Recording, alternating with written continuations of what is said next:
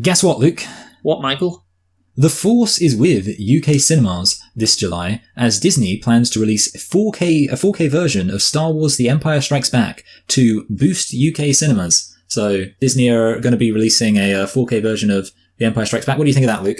I'm not sure, Michael, because, on the one hand, The Empire Strikes Back is a good movie, better than any of the movies that Disney have released concerning Star Wars, but yeah, I know. It does strike me as perhaps a bit desperate. I don't know. What do you think? Yeah, basically. I mean, Luke, they're desperate. They're desperate to save UK cinemas. Come on. That's why. It's kind of funny that they basically realise that they can't save UK cinemas with any of the films they've made. That's basically a concession of defeat right there. Yeah, exactly. That is. Well, I started off by saying, it's better than any of the movies they've made, and they realised that. I mean, imagine they announced that Solo: A Star Wars Story was going to be back in UK cinemas. I'm sure every single person would be clamouring to get into that theatre, regardless of coronavirus. Yeah, exactly. Now, you might be thinking, why didn't they release an updated version of A New Hope? And the answer is that they already did. It was called The Force Awakens. That's good. Very clever. Right. Yeah.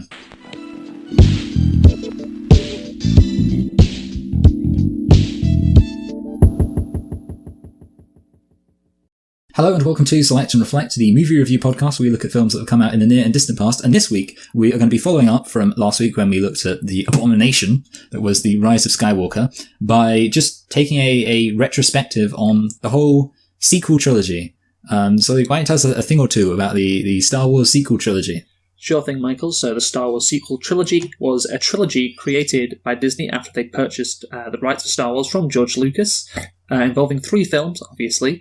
The 2015 Force Awakens, the 2017 The Last Jedi, and the 2019 The Rise of Skywalker, episodes 7, 8, and 9. Also throw in some anthology movies like Rogue One and Solo: A Star Wars Story as well. And so we're doing a retrospective, like you said, on this because now the trilogy is over. We have reviewed all of the Star Wars movies that have been listed. And now, afterwards, whatever comes next will be the next phase of Disney's Star Wars projects, I guess. This is the first phase, and obviously we're going to be focusing on the trilogy because that's what is the most important. And, our hypothesis, as mentioned last week, is this trilogy has not been very good. It has been a disappointment. And we shall, in this review, talk about why that has been the case. So, Michael, I guess, the best place I thought to start with was ranking the Star Wars movies, all 9 of them, the actual episodes, because here's the thing, obviously the originals are held in very high regard. We all know this. The prequels are not. The prequels are derided, they were laughable. A lot of people said that when they came out, they ruined their childhood because of how shit they were in general, and so there was a hope that the sequels would be better, but that really hasn't been the case, unfortunately. But anyway, let's go through to see where we have ranked our Star Wars episodes in terms of how good they are, how bad they are, through 1 to 9. So I think, should we start at the top and work our way down? And that would be the best thing to do. Yes, I think that would be the best thing. Because let's be honest, you might as well end bad, just like the actual series. Yeah, I mean, Start we're going to end talking about the bad. actual. Yeah, we're going to end talking about the actual movies that we are going to discuss today. So the first one, well, obviously, the best Star Wars movies out of all 9 of them has to be what, Michael? Which one is it? Empire Strikes Back. Yeah, The Empire Strikes Back. It's got to be number 1, hasn't it? I mean, it's just so good. Yeah, A New Hope is really good, and there is an argument that A New Hope is better than The Empire Strikes Back because of the fact that it came from nowhere. And also, I mean, A New Hope is kind of a more perfect, kind of perfected, streamlined story, and it's kind of your classic hero's journey. It's got, and it kind of almost sounds like a negative, like it's got so many tropes, but I think it perfects those tropes. Whereas, of course, Empire Strikes Back is liked because it kind of really takes things in a new direction and has all those great twists. Yes, those great twists, which makes the story interesting, which is a nice bonus. And I think, the story, the characters, it all works so well.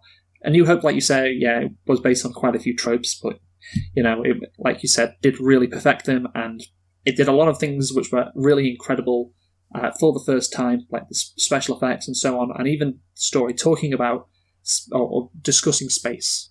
I mean, not discussing, doing a story about space and science fiction really wasn't, at the time, something that was very popular. Of course, afterwards, it definitely became the case, but not at the time. That's why many people, when they say they saw it for the first time in 77, when it was just called Star Wars, obviously, they say, wow, it was like something I'd never seen before. It was an incredibly eye-opening experience. It was crazy. Yeah. I mean, I don't know, like, it's kind of annoying in a way that obviously George Lucas has updated them, just because it is, and I know obviously people talk about all the kind of objectively terrible changes he make, but one thing I do think is that he improved the graphics and stuff, which is nice, but it does mean that you can't really see exactly how it would have looked at the time, but because obviously nowadays we get all the kind of cleaned up version, so we actually, I don't think I've ever seen the cinematic version from the 70s, but I would imagine it was still, well, it would have been incredible by, you know, those standards of the time, because even today, like the improved version with kind of the cleaned up special effects and stuff, it's just cleaned up special effects ultimately, and special effects can't make a movie, as George Lucas once said. You know, the first time, I remember I watched that New Hope for the first time,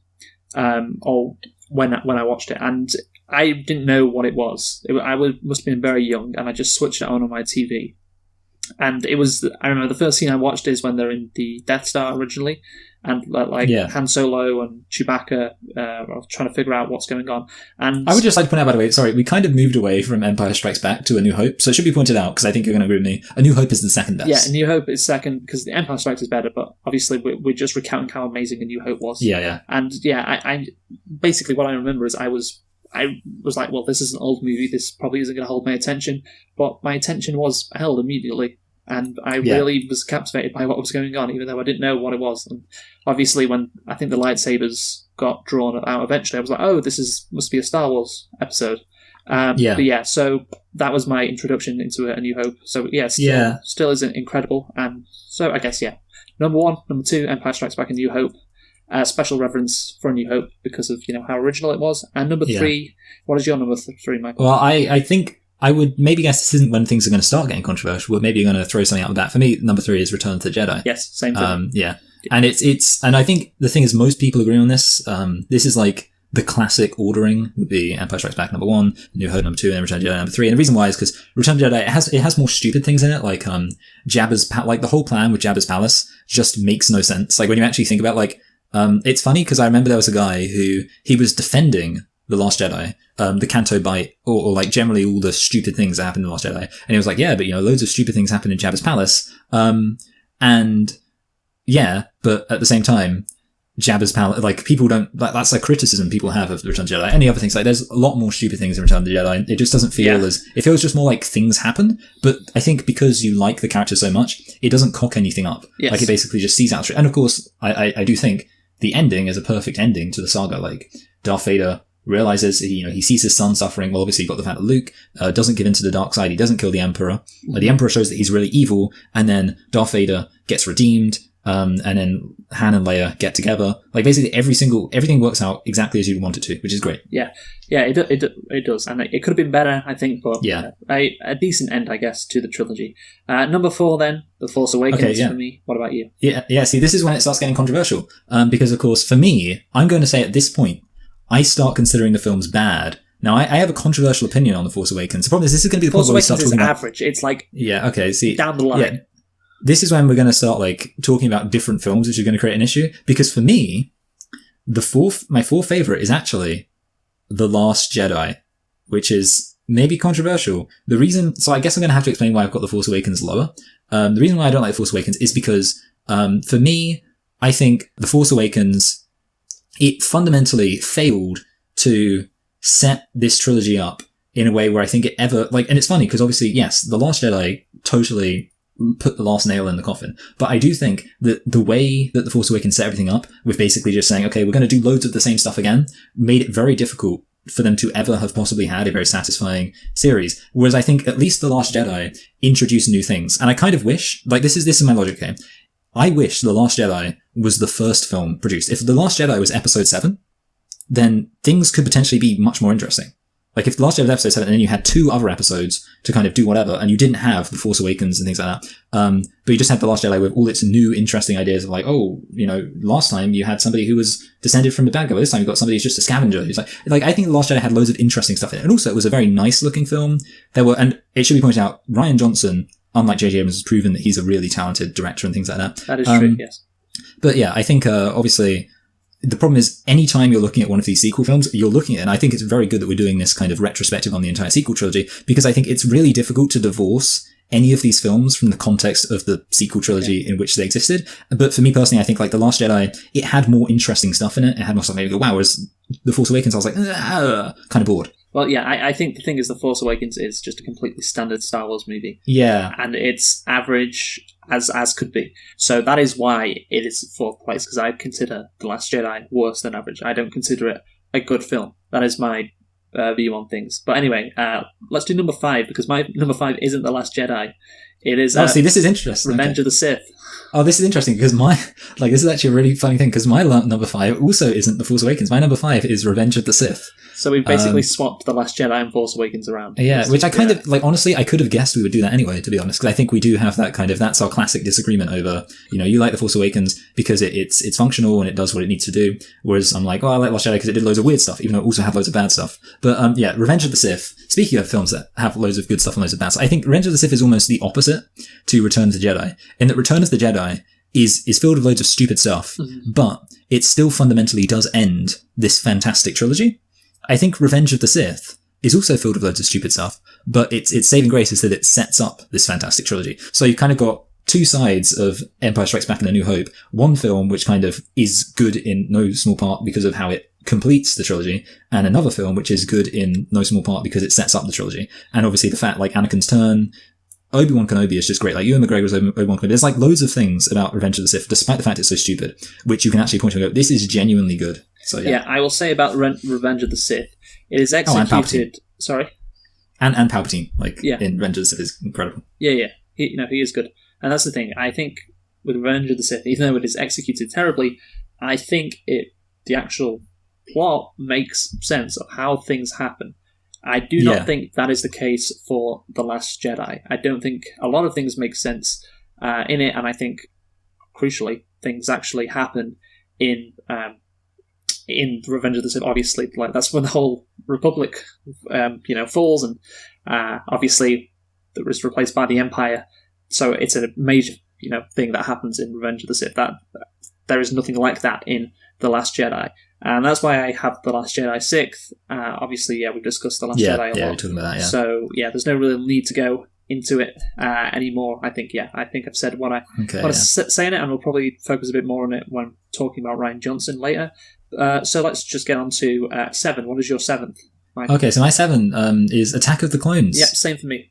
Okay, that's interesting, yeah. Attack of the Clones, it's funny, a lot of people say it's worse than The Phantom Menace. I like Attack of the Clones because, again, I feel like we say this a lot regarding things are happening in Attack of the Clones compared to The Phantom Menace. In Attack of the Clones, you've got all the stuff going on with Anakin turning to the dark side, with Count Dooku being an evil guy, and obviously he sticks around into the second film.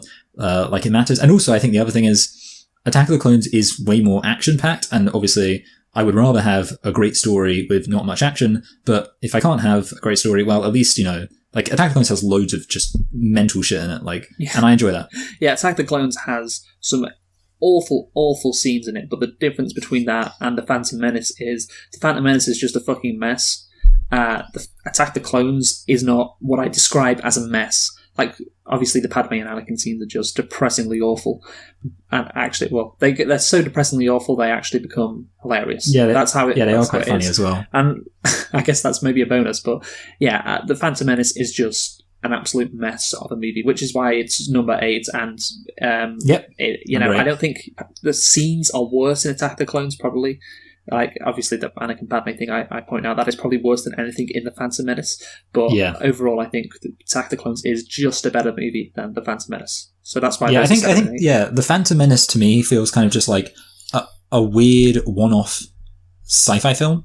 Serenity or something, just one of those weird films where you're I've never seen, or Sunshine or something. Obviously those two films are actually much better than this, but it kind of feels like Phantom Menace just feels, like a random film, which again is not terrible. I mean, well, it's not good at all, but it's kind of just, it feels very uninteresting, uninspired, whatever else, and I don't really like it. Yeah, and it's unimportant, really, because Darth Maul dies and stuff. Yes, it is incredibly unimportant compared to Attack the Clones and definitely Revenge of the Sith. Yeah. Like, nothing important happens in it apart from Palpatine becomes Chancellor, which again they find a surprise to be sure, but a welcome one. Yes, when George Lucas says he may have gone too far in a few places, that is incredibly accurate. And so then we get on to number 9, which is The Rise of Skywalker, which episode 9 at number 9. Yeah, we did say while talking about The Last Jedi that it would be a miracle if episode 9 was good. And it was not good.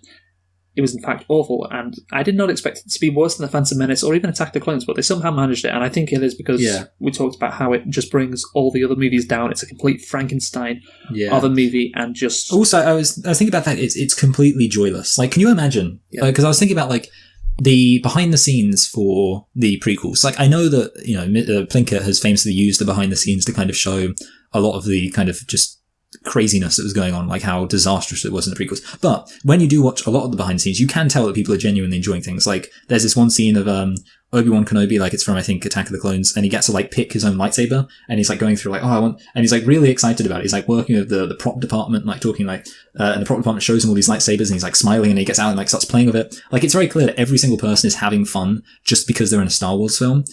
I feel like if you had behind the scenes of The Rise of Skywalker, I just can't see how you would see that. I don't think you'd see people having fun or enjoying being in this film. It just feels completely joyless. Yeah, that is true. There is no life to it. That is pretty key. It does feel artificial in many ways. And we discussed last week how bad it was. And yes, it is. There's not a big gap between The Phantom Menace and Rise of Skywalker, in my opinion, but definitely The Rise of Skywalker is a firm last place. So then, of all the movies in the sequels, we have placed I guess The Force Awakens for me was 4, for you it was The Last Jedi, and then we have placed the corresponding movies in 6 as well. For me, it was The Last Jedi, for you it was The Force Awakens, and then number 9 is The Rise of Skywalker. So 4, 6, and 9. And that maybe doesn't sound too bad, right? 4, 6, and 9 for the sequels. Yeah. But then you consider it was going up against the prequels, which were panned by Star Wars fans and critics alike, apart from the Revenge of the Sith. That one got let off a bit, but generally the prequels are considered really bad. And when you're mixing with those movies, then basically it's not what I expected to happen. I alluded to this at the back end of the Rise of Skywalker review last week. We were talking about how much hope we had. You consider how bad the prequels were. We assumed Disney were like, okay, we're not going to make the same mistakes. We're going to make some good movies. And none of them are what I would consider good. There's one which I would consider average. It's just incredibly disappointing. And the thing is, you can say, well, some people absolutely love The Last Jedi. Okay, fine. But The Rise of Skywalker is just trash, and everybody knows that. And so I think because of The Rise of Skywalker, no matter how much you like the previous 2 movies, I think it is fair to say, because of the last one, that the sequels are overall a failure, which is really incredible considering, again, what they were up against in the prequels. They just had to be like decently better, and one was actually worse than any of them, which is insane, really. But so were you? How disappointed are you then, Michael, by how bad these sequels overall have been? Because I expected a lot more. I have to say, I expected a lot more. Yeah, I was honestly never. I never really remember being that excited about it. Which is kind of strange. I mean, I don't know, like I've been a fan of, obviously the original trilogy, and the prequels do hold a special place in my heart as like films that were out when I was a kid. But in a weird way, like I don't feel disheartened by it. Maybe that's just because I've slowly become jaded. Maybe it's because it always kind of felt like there was always a kind of aura of it being a bit factory farmed around the whole thing. Like, they bought it for $4 billion from Lucasfilms or from George Lucas. And it was literally like a case of, okay, now they've got to make these films to make money back on their investment. It's not like they, had this, like there was never really, and obviously they had J.J. Abrams who, you think about it, like J.J. Abrams, he's kind of a bit of a cynical director. He's never been the kind of guy who I feel like has a vision that he wants to do. He seems like the kind of guy who's like, studios just hire him to be like, we've got to make this film, we've got to make it entertaining. J.J. Abrams knows how to make things entertaining. So in a weird way, I was never expecting these films to be great in that sense. And I suppose in some sense, I said this before about The Rise of Skywalker, I am kind of happy that they have turned out to be completely awful. because that way it's like, well, at least it's entertaining. Like if we were just at the end of this going, oh yeah, they were all like kind of 6 out of 10s. Yes. Like that would be boring. So I guess at least we're able to now dissect that they're just terrible. Yeah. What about you? Yeah, and I mean, I had faith at the start that these were going to be good because you're a cuck. Well, that's the thing. J.J. Abrams, he's directing the first one. I always said, okay, that's fine.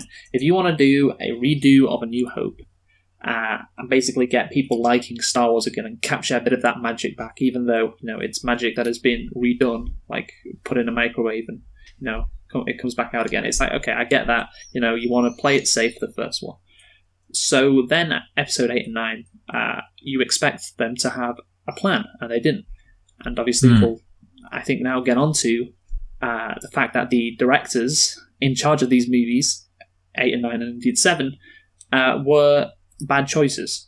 And you may say, well, I don't think Rian Johnson was a bad choice. I'm going to say he is a bad choice. I think I agree with you. Yeah. But I'll just start off by saying, well, this is where things went wrong, right? You can have faith like I did in Disney, but then if you're looking back and you're seeing that J.J. Abrams is doing 7, okay, Rian Johnson's doing 8, I don't think that's a good idea, and then J.J. Abrams is doing 9, well, this is definitely not gonna look good. And why is this? It's because Rian Johnson and J.J. Abrams are extremists. That's what I'm going to call them. They are extremists. They are the opposite ends of the scale in terms of how they like to, direct movies. Rian Johnson devises movies, as we've said, that don't go the way people think they should. That famous phrase, subverts expectations. He is all about that. In his latest movie, Knives Out, have you seen that, by the way? Yes, I have, yeah. All the expectations are subverted, aren't they? Every single one of them. It is pitched as a murder mystery, but then, spoilers, halfway through, you find out that actually we know what happened. We know how the guy died. Yes. So yeah, that's just completely switches it on its head. Then you have J.J. Abrams, who not only matches your expectations, but matches your previous experiences almost exactly the same with the genre he is directing in. Two just widely different directors. Like I said, opposite ends of the scale. So, yeah, do you think that is a bad thing, Michael, to have people who are directing a trilogy, one in between, the other, who are just completely different in their philosophies, I guess, of how they like to go about making movies? Yeah, definitely. I think especially since Rian Johnson was the writer in charge of the story. I don't know to what extent because J.J. Abrams, he doesn't really do writing, does he? Well, he did write he helps, episode 9. He did? Yeah, he did. Oh, yes. He did. 7, he probably had a smaller role in it than 9. But yeah, he definitely wrote episode 9 with Chris Terrio, of course. Yeah, because I thought he... But obviously, I was thinking immediately about how Alfonso Cuarón famously directed Harry Potter and Prisoner of Azkaban, and it was good. Because Alfonso Cuarón's a great director, fantastic at cinematography and stuff, and obviously Harry Potter and Prisoner of Azkaban has some of the most dynamic and interesting shots and blah, blah, blah. Fantastic.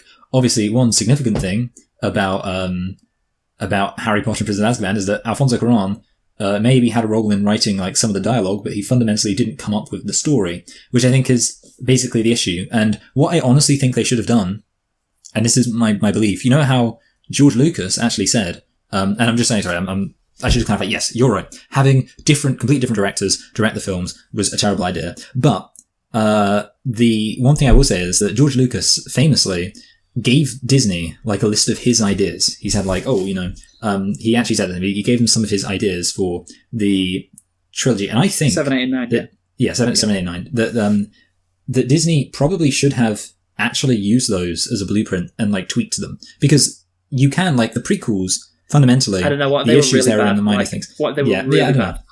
Maybe they were, but I do think definitely that they should have. Well, obviously they could have had different directors, but obviously in a way only so much as it would be immaterial, in that the directors wouldn't have been in charge of the story.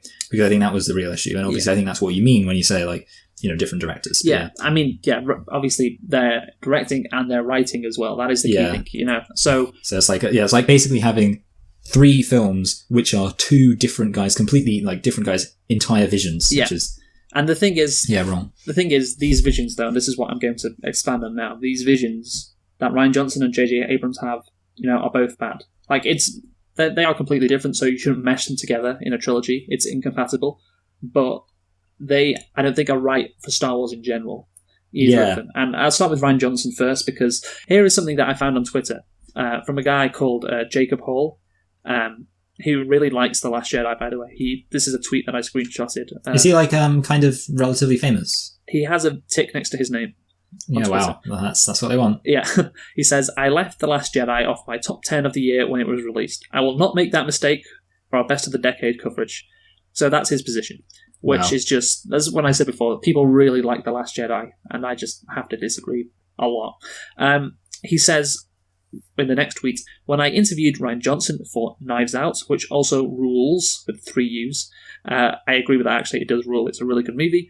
Yeah, it is. I asked him about the way he interrogates and dissects the things he loves. He was not content to do, quote, karaoke, he told me.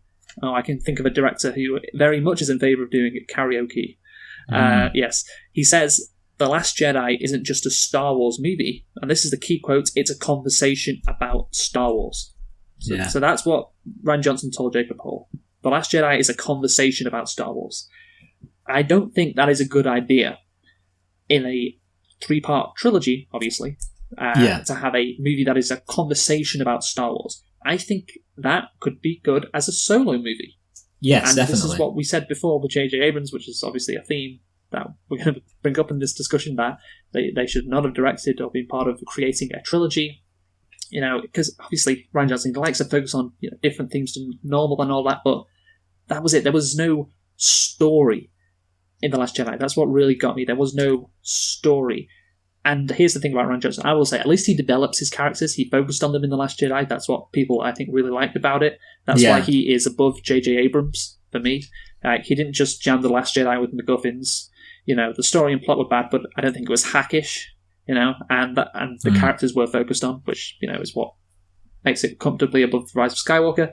But yeah, I think that's the issue with Rian Johnson. He wants a conversation about Star Wars. Not good for in the middle of a trilogy when you want the story flowing throughout the 3 parts. That, again, one-off, that could be interesting. A nice movie to, sit back and really think about Star Wars. But yeah, in the middle of that 3-parter, no. And even J.J. Abrams says he's criticised it. And I'm going to read you a quote from him. Well, obviously, he criticised it because he doesn't agree. It's, Rian Johnson and him disagreeing a lot. But this is the quote. He said, it's a bit of a meta approach to the story. I don't think that people go to Star Wars to be told this doesn't matter. So that's what he said. Yeah. And that is true. I guess that's why there was such a backlash to The Last Jedi. Even so, Abrams said The Last Jedi laid the groundwork for the Rise of Skywalker, and a story that I think needed a pendulum swing in one direction in order to swing in the other. Fantastic. Again, this is a very diplomatic way of putting it. Yes, very diplomatic. But, okay, I don't think he's telling the truth there, but he's wrong. I don't think it's best for a trilogy to swing one way and then swing wildly back another.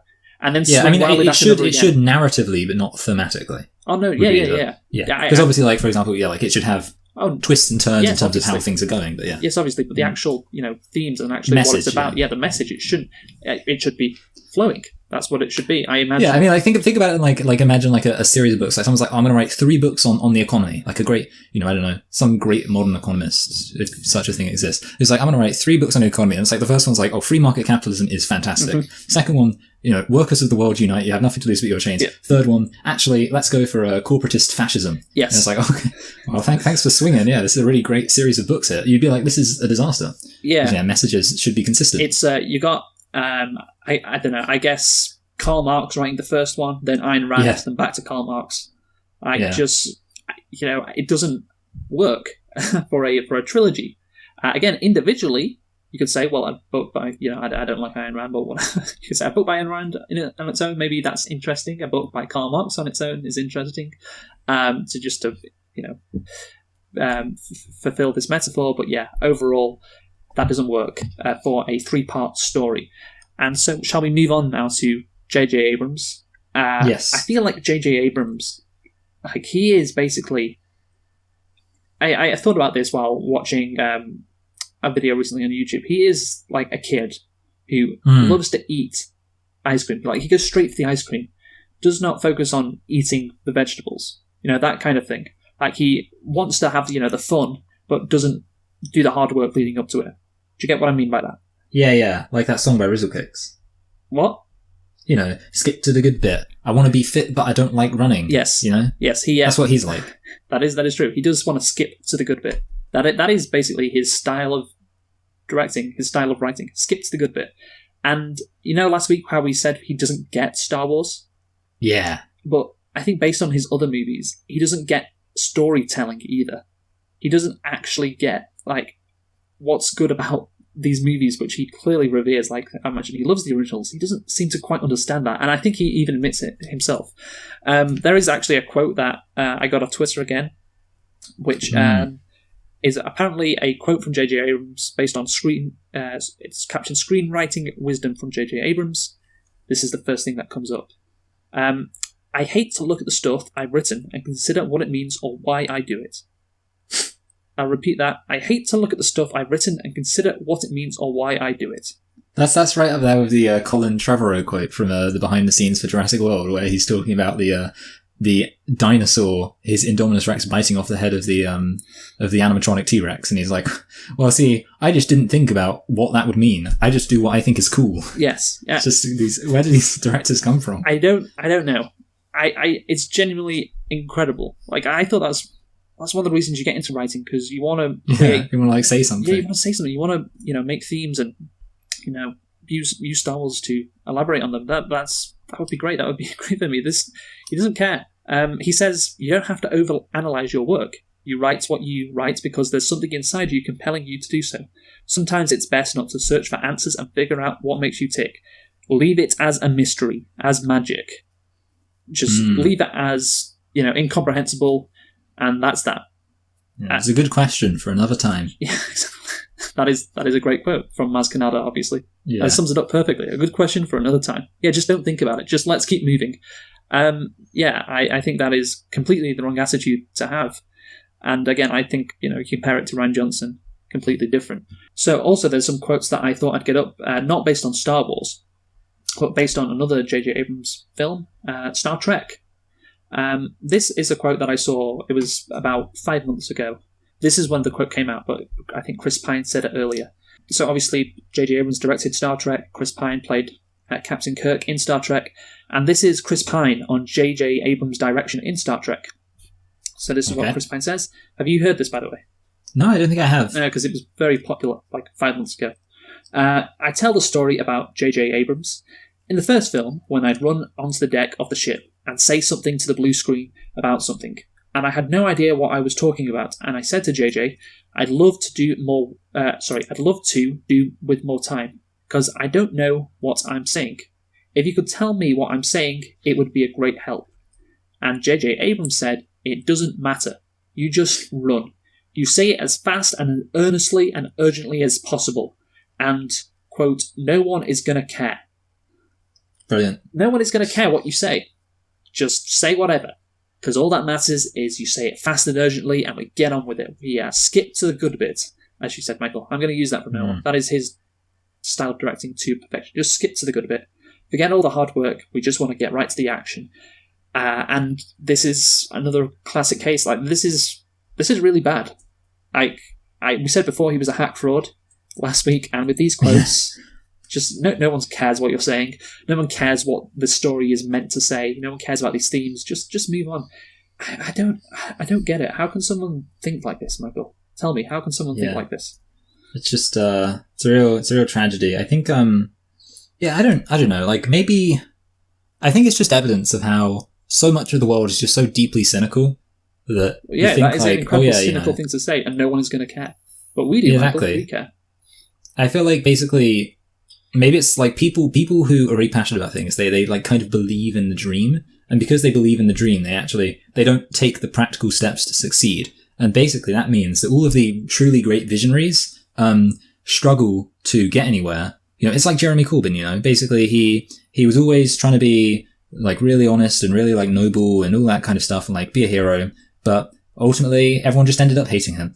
Or it's like Andy Kaufman, somebody who makes really great films, all the time, but he's struggling, always talking about how he's struggling to find any studio who will actually do any of his films. Yeah. And it's because, Andy Kaufman has a vision. He has things he wants to say, and Therefore, he's too busy focusing on his vision. He's not focusing on, sucking the right dicks, as the saying goes. Whereas I think J.J. Abrams, because J.J. Abrams doesn't have a vision, because J.J. Abrams is an empty husk of a human being, he's able to just focus on making the kill. Yeah. And that's why he's able to succeed. Yeah.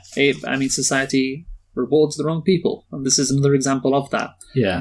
It's like basically, I'm pretty sure the person who starts a business because oh man, I wanted to start a donut business because I really love donuts. They're never going to do as well as the guy who's like, I wanted to start a shopping business because I really like making money. Yeah. We all know who's going to be the biggest success there. Yes. And I got these quotes from a Reddit post, by the way. And the Reddit post, obviously, these are the quotes from him. And then the guy who posted it gives some analysis. And they say, we've had over a decade of his mystery boxes and they are all empty. Nothing is inside of them. He knows that and has stated it proudly. I cannot think of a director who is more cynical to the craft of storytelling and filmmaking in particular than Abrams is. And that is the key. He is cynical and he is proud of it. He is proud of it. He says these things proudly. No one's going to care. I don't think about this stuff. That it's not that this is what he is and it's like some secret and we can expose him. He just says this out in the open. It's weird, very weird. That this is a director of some of the most popular movies, and I don't know really what else to say. I mean, think about it. He got his big break in Lost, right? And what was great about Lost was the mystery about it. Didn't end very well. And this is another quote from J.J. Abrams. He says, "I've never been great at endings. I don't actually think I'm good at anything, but but I know how. I think he is good at some stuff, but anyway, but I know how to begin a story. Ending a story is tough, and that's true because if you just care about the moments and like the good bits, then wrapping it all up in a neat little package is going to be difficult. Yeah. It's no surprise that he's not good at endings. Like his whole philosophy, means that he doesn't care, and that is a shame. And I guess that's why the ending of this Star Wars trilogy was the worst one. And I think, I don't know if he thinks The Rise of Skywalker is a good movie, but maybe by his admission here, he doesn't think it's a good movie. So well, anything else to say on J.J. Abrams before we move on? No, we should move on. Yeah, again, here's the thing to sum it all up, I guess. Not only were Rian Johnson and J.J. Abrams completely different, which is what makes this trilogy incompatible. One of their movies is in the middle of the other two. I think they were not right to Star Wars in general, even if they had directed all three. I think we've explained the issues that both of them have, more so J.J. Abrams, though. I think you do need a middle ground, a centrist, if you will, Michael, who mixes things up a bit, like Rian Johnson, but just doesn't do it for the sake of it, and also focuses on telling a compelling story that stretches throughout all three movies. So I don't think one... Peter Jackson, that's a great example. The thing is, Peter Jackson obviously is evil, as we know, as we discovered. He is evil, yes. But as we've already established, those Lord of the Rings movies they were amazing, weren't they? Yeah. I mean, I would even say, I don't know. I was going to say the David Yates, the guy who's directed every single Harry Potter film since Prisoner of Azkaban. But then having said that, obviously he's not directing his own ideas, so it doesn't really apply. I'm just trying to think it's kind of hard to think of direct. I mean, it's kind of weird actually, because Steven Spielberg is really good at actually having some genuine artistic flair, but then also being committed to telling a compelling story. So maybe we should have got the Spielberg. Yeah. Spielberg, I don't know really about Spielberg, to be honest. I'm not really... And he was friends with Lucas.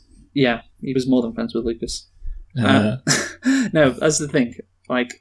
Okay, I'm sure there are a lot of directors out there who could have done a really good job, or a lot of creators, a lot of writers who could have done a good job. The fact is you pick two people at the opposite ends of the scale, mash them together, which is a bad thing. But because they were at the opposite ends of the scale, in terms of making a trilogy, it was never going to work.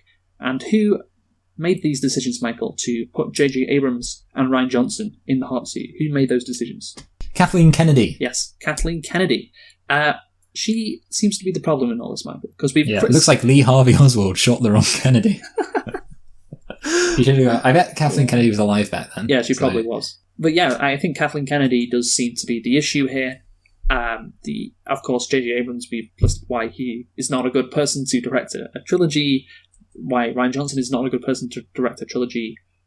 But, they didn't have to be hired. That was the choice of Kathleen Kennedy. Obviously, Colin Trevorrow left Rise of Skywalker because of creative differences. There was also the replacement of Gareth Edwards in Rogue One. There was also the directors of Han Solo: A Star Wars Story who were replaced as well. So basically, Michael, I don't think Kathleen Kennedy is very good at her job. She doesn't seem to be picking the right people because she likes to change things up. And even the people that she sticks with don't seem to do a good job. So I think we can probably center the reason why these sequels are as bad as they are on Kathleen Kennedy. She's the person that makes all the key decisions at Disney. She is the person who has to be responsible for the 3 movies. Yes, J.J. Abrams, Rian Johnson, deserves some, blame, particularly J.J. Abrams, but Kathleen Kennedy, she deserves the most. She was the one who signed off on all this, and she seems to be making bad decisions after bad decisions, and decisions that she knows that are bad because she changes those decisions. Like 4 times, the directors have been replaced on Star Wars projects since they bought Star Wars from George Lucas. What do you think about that? Basically, I mean, obviously, I don't really know everything there is to know about studio politics, but I think logic dictates that it's the studio executive who should be in charge of things. And I would say,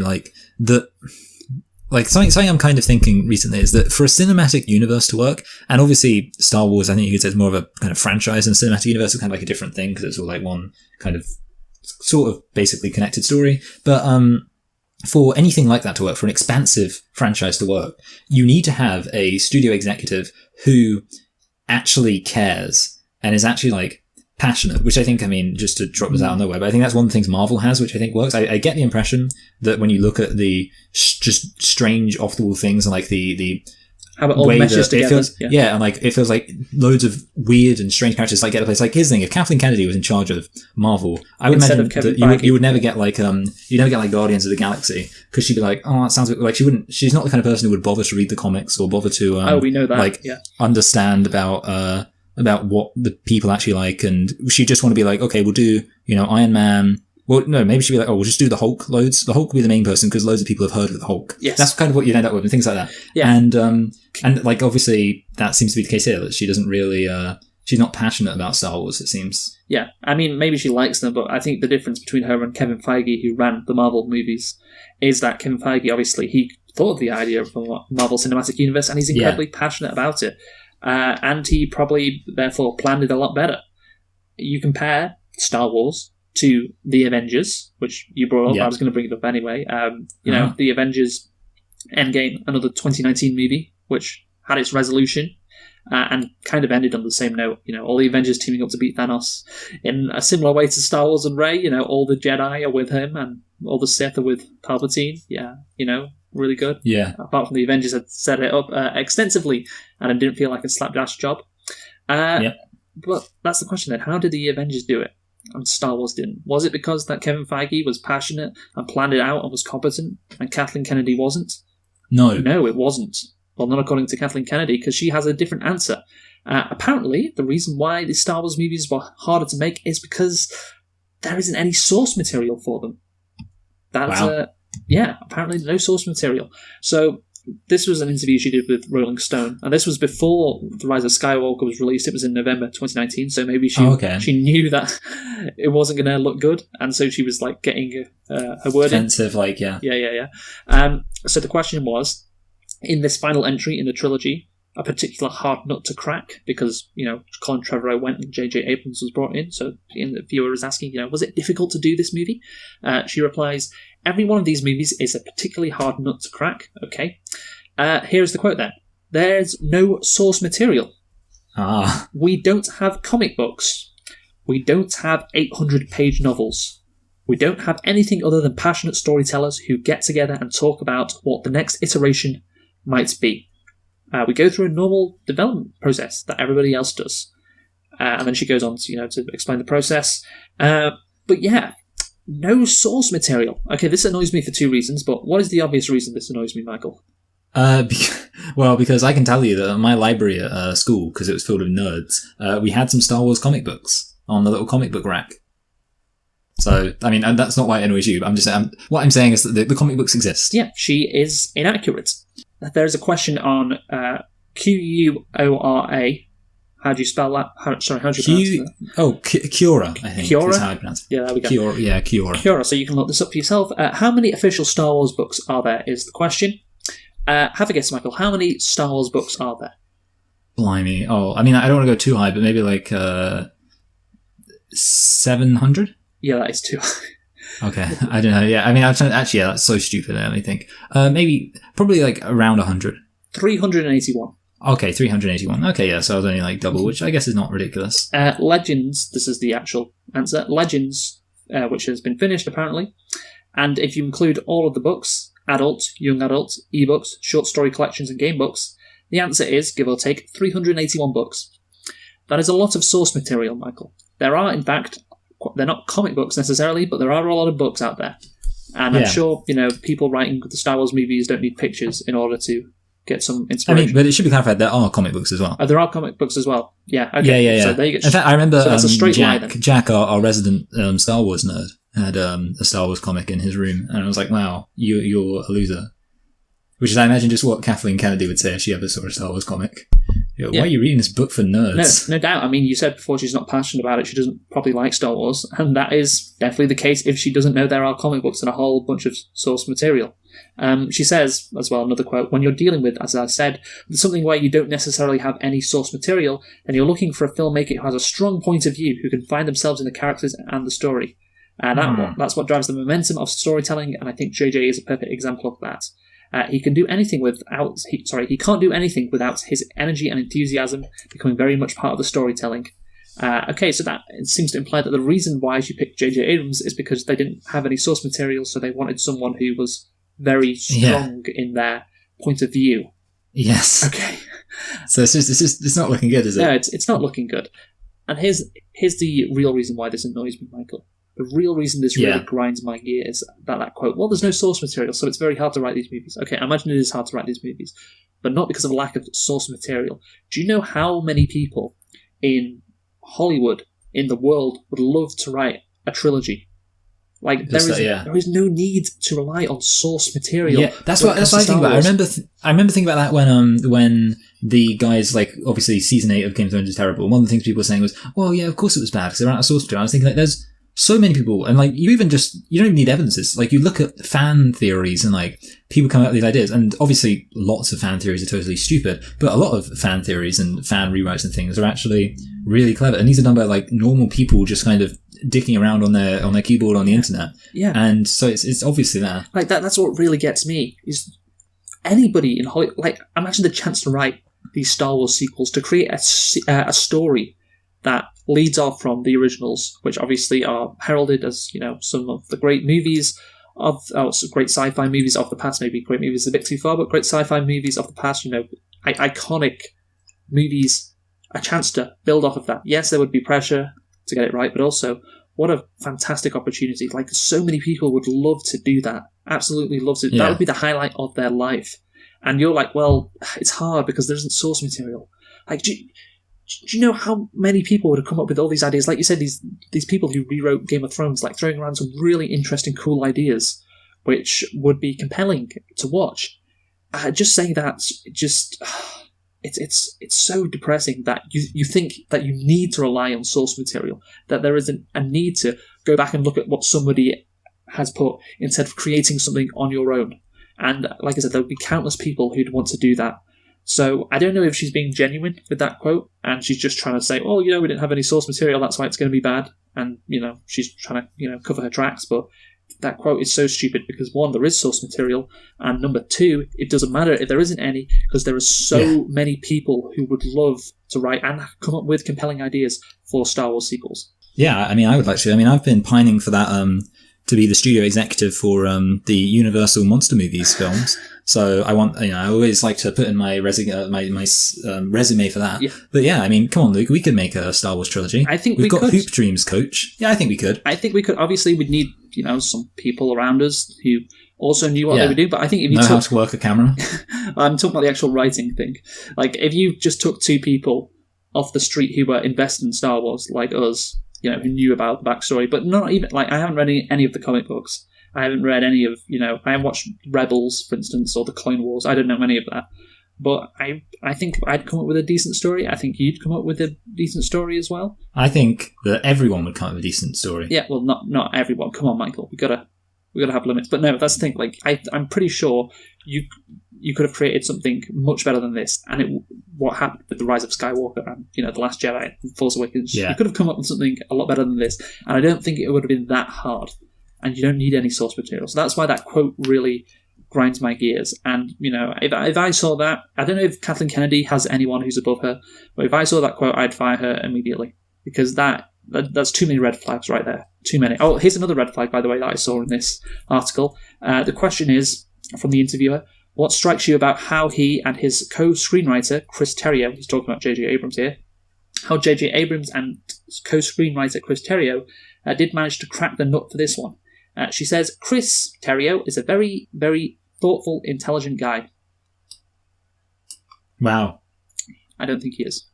I mean, I don't think anyone who has a role in Batman v Superman writing that movie can be considered thoughtful and intelligent. That's my claim. What do you think, Michael? Do you agree? Yeah, I do. Basically it's a disaster. It's a disaster. And terrible. I think we've pinpointed in this section and the section before it all the issues with the trilogy and why it turned out like it did. J.J. Abrams and Bryan Johnson not being right, being complete opposites, and not being right to do a trilogy. And how did they get hired in the first place? Well, Kathleen Kennedy, who does not appear to be competent enough to be an executive, or Mrs. Star Wars, I think she's called in the article, because obviously she controls every aspect. And I think once you've received all this information, once you've delved through it all like you have, you now understand why these sequels were as bad as they were, as bad as the prequels, basically on that same level. But Michael, let's not talk about the prequels or the sequels now. You want to talk about the originals and how the originals suffer because of the sequels, essentially. Yes, I do want to talk about that. I mean, in general, I just want to talk about how the issue is, when you look at what the original saga was, it's a story where things start off good in The Phantom Menace, kind of good, and then they get really bad as you get into The Revenge of the Sith. And then things, kind of go up and down a bit, but ultimately things end up in a good place at the end. With the Return of the Jedi, and obviously Anakin Skywalker gets redeemed, Emperor Palpatine gets defeated, Han Solo and Princess Leia get together, and Luke becomes the Jedi, with the implication he's going to train loads of other Jedi. It is such a perfect ending, and the issue becomes, what do you do after that? That's the question I was thinking about. I was actually thinking about in terms of, you've really got only three options, in a way.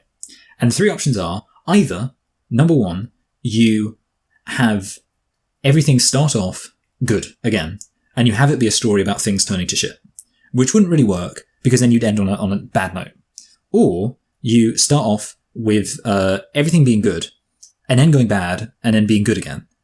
Which, okay, that's fine, but then you're trying to cram what was originally done over 6 films into 3 films. So, okay, that's not very good either. Or you do what they eventually end up doing, which is you say, okay, no, we're going to have everything just be bad again, even though at the end of the last film, they were all good. Now it's going to be bad again, and it's going to be good at the end again, which is possibly the worst idea. Like, it's hard to say which of those, because it should be pointed out, neither of those 3 ideas are great. Like, you kind of have an issue where once you've had episode 6 end like a saga about things being good and then getting bad and then being good again and everyone being redeemed, there's not many places you can take that. Either it's undoing the past and ruining it, or it's just a completely unnecessary addendum which doesn't really have anything to do with anything. And obviously, that's what they did, and that means that essentially the original trilogy now might not have happened, or might as well not have happened, because you just end up in the exact same situation. And the other issue is, of course, who, just to kind of get someone across, who should be your villain? Like, this is a genuine question, because I was thinking about it. Who should be your villain?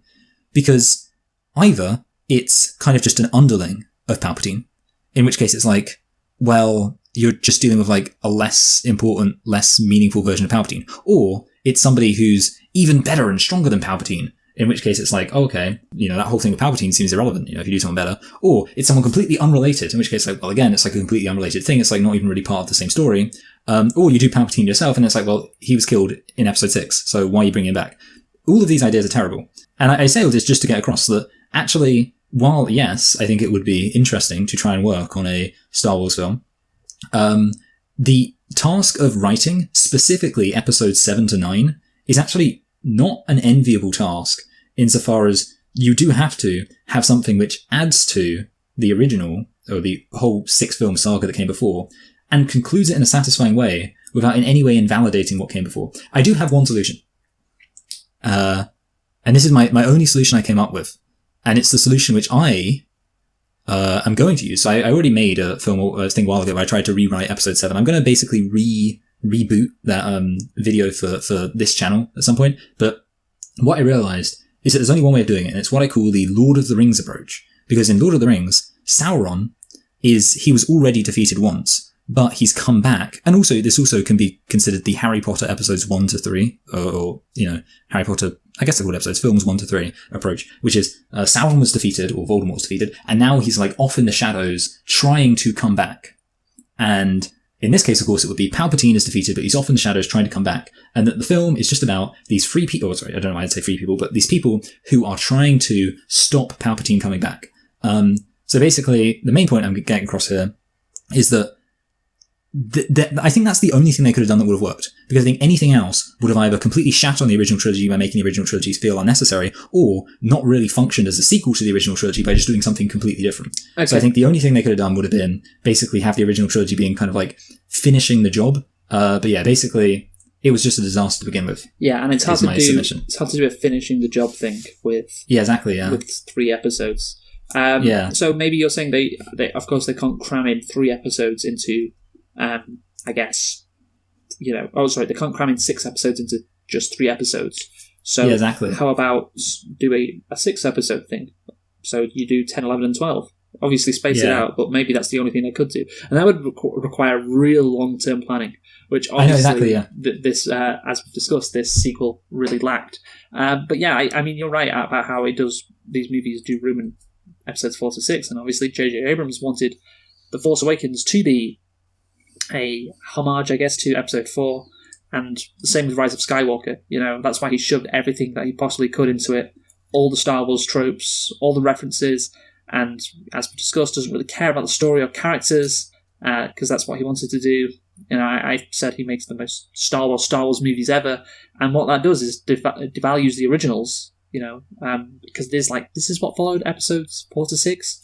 If he had done very well with it, then it could be a case of, it's like poetry, they rhyme, but not ironically, But as we mentioned, he skips all the hard parts, all the necessary parts to go right for those big moments, and therefore, in trying to pay homage, it's actually because of how bad it actually is, it does take down those original episodes, because it is a pathetic imitation. It does bring it down, unfortunately. I mean, I think it was probably inevitable that these sequels would do that, since they contain characters from the originals, although you could create a theme around, I guess, the war never stops. Evil will always be around the corner. Maybe you could do that, but yeah, I think you are correct. I think, unfortunately, because of not just, these episodes existing, but how bad these sequel episodes were, the originals have, don't hold the same weight. But I guess all you could do, Michael, is just ignore 7, 8, and 9. Act like they don't happen. Yeah. Act like they, those are the Disney versions. I guess you could somehow justify that in your head. What do you think? Yeah, basically. I mean, that's the crazy thing. Like, I think in a way, it is going to be a case where loads of people are just going to be really content to not watch these films. I mean, ultimately, we really can't predict how different, future generations are going to see it and things like that. But I do think that it is going to be kind of thought that you just shouldn't rewatch the other films. I think the one good thing, and I think this is where it differs from, say, Game of Thrones, is that Game of Thrones, there is literally no point rewatching the earlier seasons, because all the earlier seasons are doing is building up to the final story. And obviously the final story or the ending is terrible. I will say the one good thing about how unnecessary these films are is that they are unnecessary, and therefore you don't need them. These films didn't need to be good, because they don't matter, because the original trilogy is a perfectly fine trilogy on its own. The original saga, if you can stomach the worser aspects of the prequels, is a perfectly functional saga on its own, and you just don't need these 3 films. So it is kind of easy to just ignore them. And I just think ultimately, even the people who liked The Last Jedi, even the people who thought The Force Awakens was better than average, most people don't like The Rise of Skywalker. I just don't see there being many people who are like, yeah, I want to watch all 3 of these films, because I think that's going to be, they're going to watch like the prequels, and going to get through the prequels and like, okay, that's not great, but at least it's setting up this, original trilogy, and then they watch the original trilogy, they're like, oh yeah, the original trilogy, that was great. And then what is it that's going to compel them to be like, oh yeah, now I want to watch, this film that's just a retread of A New Hope, this film that completely acts as if this entire series, which I've just been, marathoning for the last, day or whatever, it doesn't even matter. Yeah. And then this one, which just kind of rehashes everything while also overturning the film just came before it and doesn't even have an interesting plot because they're just trying to find a bunch of MacGuffins. I want to interview the person who's like, yeah, that's what I want to do. That's how I want to finish off this marathon. No, you're right, because we discussed it when talking about The Last Jedi. Is it that rewatchable? Because it relies a lot on the shock value of, this didn't happen as you expected to. So, really, would you want to watch it again? I guess, some people really like it, so fair enough. And for the J.J. Abrams movies, you want to watch The Force Awakens and Rise of Skywalker, which, take inspiration, shall we say, from the originals. Well, why not just watch the originals then, which are better? So, I don't think these episodes 7, 8, and 9 will be revered at all. Like I said, the prequels were really bad, and they had some shocking scenes. These movies, they are going to be forgotten, which is kind of crazy, but people are just going to move on from them. They'll have no cultural impact. I guess the prequels didn't have a cultural impact ever, but I guess people were really just surprised at how bad things could be in those 3 movies. But these sequels, people already don't care. Just people don't give a damn about them anymore. And the thing is about Game of Thrones, I remember a year afterwards, because recently, about a month ago, we had the anniversary of the last episode. People were saying it's been a year since the last episode and it was so bad, and people are still really hurt about Game of Thrones. You can tell people aren't hurt about the Rise of Skywalker or Star Wars in general. People just don't seem to care, and that is what we kind of predicted, and that doesn't allude well for the doesn't bear well for the future of Star Wars. Does it, Michael? No, not at all. Do you want to get into that? Oh yeah, let's talk about the future of Star Wars. Yeah, so got anything to say on it first? I think ultimately at the end of the day, the kind of frustrating thing about it is I don't see, fundamentally Disney's going to keep cracking at this, and eventually they will get it right by accident.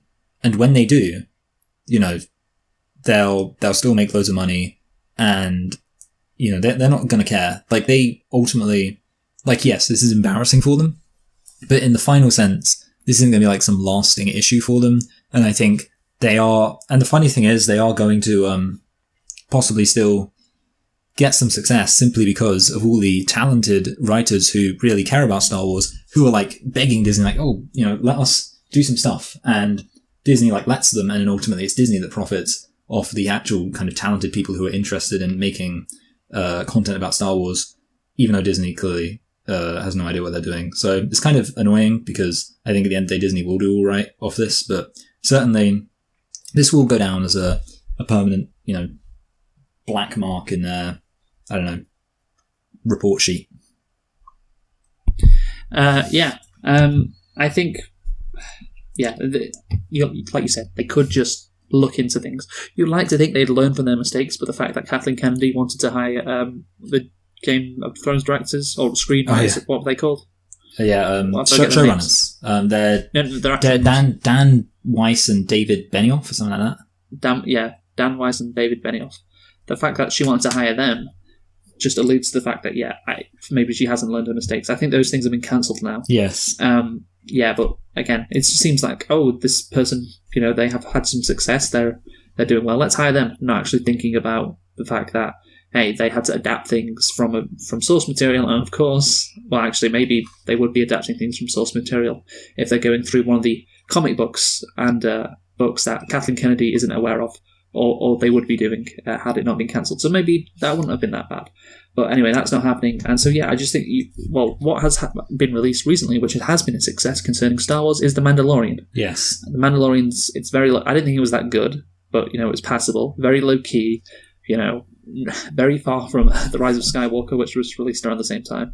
And I guess that is what's going to happen in the future. That's going to be what the success story is, just low-key projects. What do you think? Yeah, basically I think they are going to kind of try and keep things smaller, which is relevant to, as we were saying earlier, as I was saying to you, that I've heard it said that based on the fact that streaming might become a bigger thing where people want small little platforms rather than, because obviously the limitation with the cinema is people don't go to the cinema as often, so therefore the previous way to do it was have these massive giant blockbusters, which obviously Star Wars would be a huge moneymaker in that regard. And you'd want to have these massive Star Wars films that are really important. And I think the need to have these massive Star Wars films that are really important ultimately was something that Disney just couldn't handle. Where they were like, oh, we've got to make it really important, so we'll have to just bring back Palpatine and all this stuff. Whereas now that streaming might become a bigger thing, hopefully Disney will, just be able to make smaller projects and be more comfortable making smaller projects, and that based on that, they won't feel the need to be as meddling in stuff. They'll be like, we can just let some of these pan out, and hopefully that will let creative people do what creative people do and make, interesting stuff.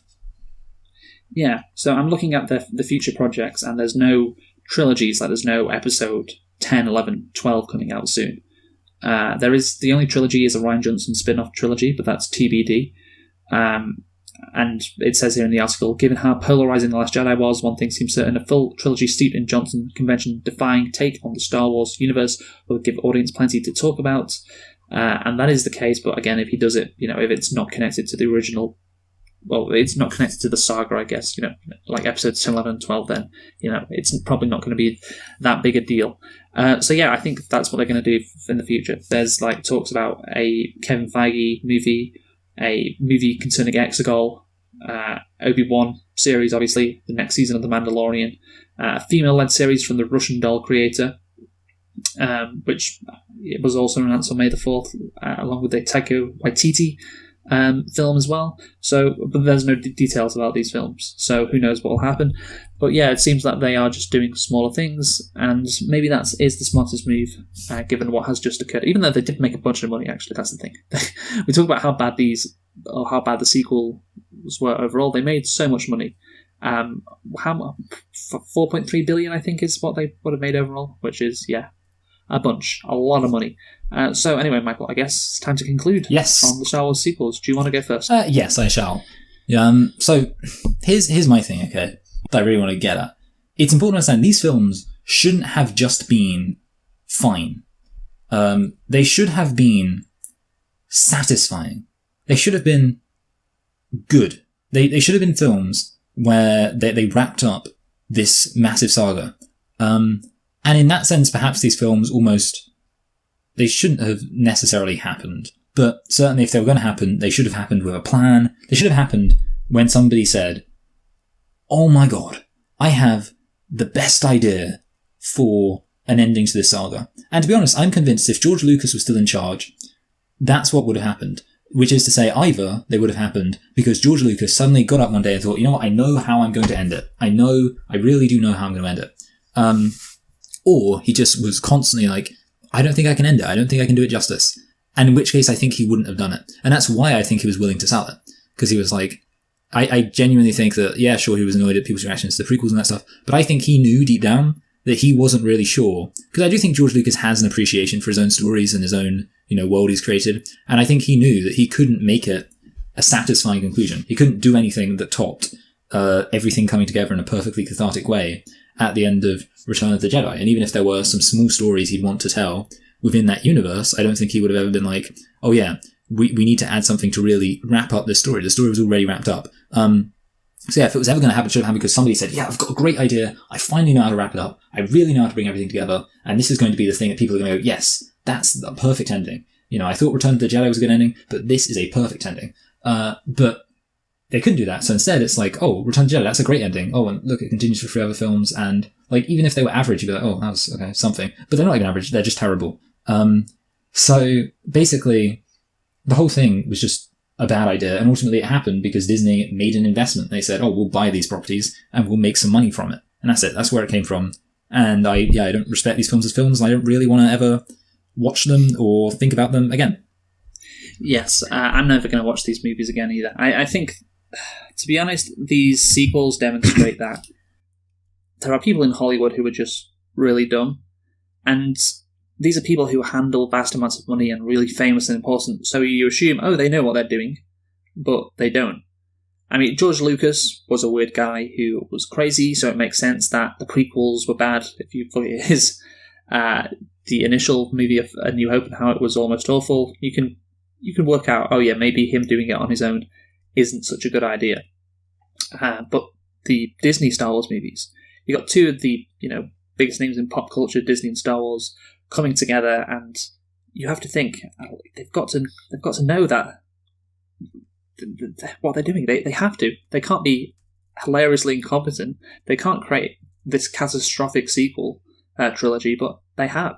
And I just think, Michael, to get a bit more meta here, it's similar to all institutions nowadays. I mean, at least in our country, in the United States, it seems like people are running things who are not that smart, who don't know really what they're doing. And this has been a theme since about 2008, I guess. It seems like that has been the case. And I think this is just another example. I think back to a video I watched with John Williams. Sorry, it was a video by this guy called Sideways on YouTube, who was talking about Rey's theme in A Force Awakens. And he did this video just after he watched The Last Jedi. And of course, The Last Jedi was completely different to The Force Awakens. And then he went back through Rey's theme, and he delved into it, and how, Rey's theme sounds like Kylo Ren's theme a bit. It could also transition to Yoda's theme. It was a very adaptable theme, basically. If you want to watch the video, I'm sure you can find it easily. But the thing that he concluded from Rey's theme and watching The Last Jedi is, oh my god, Disney don't know what they're doing.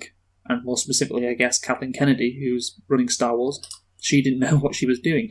And it was easy to see at The Last Jedi. That's what we even said at the time. We were saying, Episode 9 isn't going to be good, is it? The lack of planning was clear, and that theory has been, proved out, more than we possibly could have imagined, given how bad The Rise of Skywalker was. And you could tell right from the start. You think about all the amazing people who worked on the originals. Obviously, one of those people was John Williams, and John Williams knew that. He knew it from the start. That's why he made Rey's theme so adaptable, because John Williams knew that these guys don't really know what path they're going down. They're waiting to see what the reaction is to each episode and then going in a certain direction. So I'm just going to make Rey's theme just as expandable as possible. You can do whatever you want with it, so it all works together. So it was clear right from the beginning, because many people were really fascinated. Oh, I found this Easter egg with Rey's theme. Oh, it sounds like this, it sounds like that. What could this mean? All it meant was that Disney were like, more specifically Kathleen Kennedy, we don't really know what we're doing, so let's just keep all our options open. Which again, you consider all the fan reaction at the time to Force Awakens, or what path are they going down? What does this mean? Well, this theme, could it mean Rey's going to turn to the dark side? It was all just, well, let's just see, what happens. I guess let's just pick what we're going to do in the future. And yeah, I guess if you had to sum up why these sequels were so bad, it is that phrase, lack of planning. Just so much that. And yeah, therefore it's probably best that no more. When do you think we'll get episode 10, Michael? Will there even be an episode 10 for Star Wars? What do you think? I hope not. I think most likely they are going to go back to the Old Republic. They're going to do something in a completely different setting, I would imagine, and possibly commit to that for a while. I just don't think. I think that right now there must be a thought in the head like, we don't want to make episode 10. I could almost see them, for example, doing a film set in after episode 9, but calling it, Knights of the New Republic or something like that. Like, they'll call it something else. They'll be like, Knights of the New Republic, episode 1. Okay. Like, I could see them, never ever doing an episode 10. Well, I don't think never ever, but how long do you think... Well, I think it's going to be 10 years, for instance. So, a movie that's coming out in 2029 or 2030. This is how long we're going to have to wait. Yeah, definitely. I mean, it definitely will be a while. I think in order for it to happen, I feel like there'd have to be something big. I think there'd have to be a reason. I think that something. Yeah, I don't know. I definitely don't think they have anything in their minds. I think right now they're thinking, oh god. So they'd have to kind of reach a point where they get more comfortable with the idea of well, maybe people don't hate it. Yeah. Who knows? Maybe there will be at some point people who grew up on the sequels who actually do like it. That'll be that's the thing. Horrifying. It was 10 years between Revenge of the Sith and The Force Awakens, so that allowed people to kind of die down about Star Wars, forget about it, and then it's been brought back. Oh, the hype's back. Oh, remember how Star Wars was good? So that's why I say 10 years. I mean, that's a long time, and I think, it's incredible how badly they failed at this. Yeah, it really, really is. One of the possibly the biggest thing in pop culture, Star Wars. Absolutely iconic franchise, iconic movies and characters. And they didn't have a mad person in George Lucas at the head of it doing weird decisions. talking about midi-chlorians and having those scenes with Anakin and Padme. None of that was necessary, and they still fucked it. Again, people who have a lot of power don't really know what they're doing. That is my main message from the sequel trilogy. Yeah. Kind of like your thing about aliens controlling. Remember that theory you had? Oh, yeah. Yes. Yeah, Hollywood Studios. aliens are in charge of everything, because how else can it be so bad? Yes, exactly. It fits into that. So yeah, that's Star Wars. Probably the last we'll be talking about it for a while. What are we doing next week, Michael? Next week, I have no idea. Oh, wow, I've just been thinking about Star Wars all this time. I think it's a good film. That's what I'm hoping. Actually, no. Let's review. What do we give the sequel trilogy overall out of 10? I mean, you would just average up our ratings, I guess. Yeah, I guess you would. I mean, I suppose you could say it's a case of, well, I was going to say the whole being greater than the sum of its parts, maybe the opposite. But I feel like I would feel like more like a 2, which is not an average of my whole ratings, but maybe even a 2.5, but really very disappointed. And I would kind of say, the thing is, I would say that The Rise of Skywalker being the thing that ends it makes it worse, if you get what I'm saying. Like the trilogy as a whole is worse when, ends bad. I think the most important episode of a trilogy is 8, because it really fits things together. But the least important is the first one. Yes, exactly. You're setting up stuff. You can correct issues. You've still got 2 more movies, and you literally cannot correct anything in the last movie. So yeah, I say I'll give it overall a 3, I guess, which again is not an average, but reflects how badly things ended. And of course, the ending, contrary to what J. Abrams would like to think, is incredibly important. So yes, what are we doing next week now, Michael? Batman Forever. Batman Forever, another wonderful film. So look forward to that. We have been selecting and reflecting on Star Wars, the sequels, and how it all went so wrong. Hopefully we've got into that and explained everything and why things ended up as poorly as they did. Join us next week for Batman Forever. Who have you been, Michael? I've been Michael. I've been Luke. Thanks for listening, and goodbye. Goodbye.